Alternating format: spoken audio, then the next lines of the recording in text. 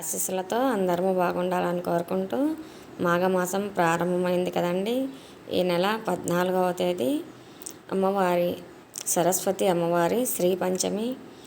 ఈరోజు అక్షరాభ్యాసం, అమ్మవారి పూజ విశేషంగా చేసుకుంటారు. ఎవరైనా చిన్నపిల్లలు ఉండేవాళ్ళు ఉంటే మర్చిపోకుండా 14వ తేదీ బుధవారం తప్పకుండా చిన్నపిల్లలకు అక్షరాభ్యాసం చేయించి అమ్మ కృపకు పాత్రలు అవ్వాలని కోరుకుంటున్నాను. ఇలా ఏది వీలైతే అది చేసుకొని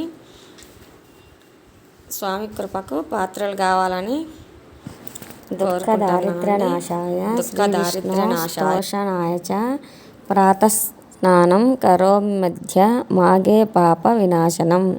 దుఃఖ దారిద్ర్యాలు నశించడానికి, శ్రీ విష్ణు ప్రీతి పొందడానికి మాఘ స్నానం చేస్తున్నాను అని సంకల్పించుకొని స్నానం చేసుకోవాలి.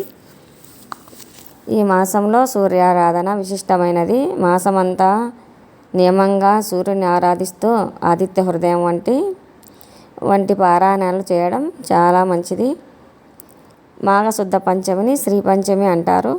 మహాపంచమి, అమ్మవారి పంచమి, శ్రీ పంచమి ఇలా అంటారండి. ఇది మహాప్రసిద్ధమైన పర్వదినం. దేవి భాగవతం, బ్రహ్మవైవర్త పురాణాల్లో ఈ తిథి మహిమ ప్రస్తావించబడింది.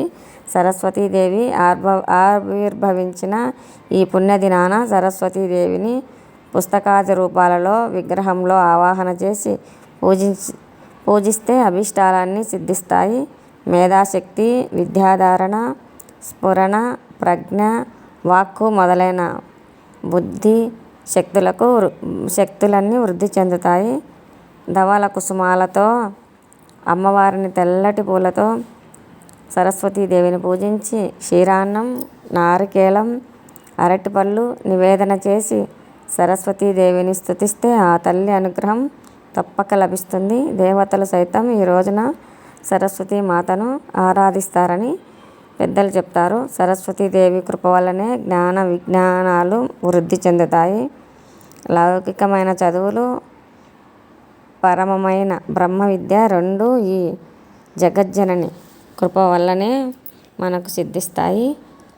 సరస్వతీయం దృష్టా వీణా పుస్తకధారిణి హంసవాహన సమాయుక్త విద్యాదానకరీ మమ ప్రథమం భారతీనామ ద్వితీయంత సరస్వతి తృతీయం శారదాదేవి చతుర్థం హంసవాహన పంచమం జగతీఖ్యాతం షష్టమం వాగీశ్వరి తథా కౌమారి సప్తమం ప్రాక్తో అష్టమం బ్రహ్మచారిణి నవమం బుద్ధిర్దాశీస దశమం వరదాయిని ఏకాదశం క్షుద్రఘంట ద్వాదశం భువనేశ్వరి బ్రహ్మీ ద్వాదశనామాని త్రిసంధ్యా యపఠే నిత్యం సర్వసిద్ధికరీ తస్యా ప్రసన్న పరమేశ్వరి.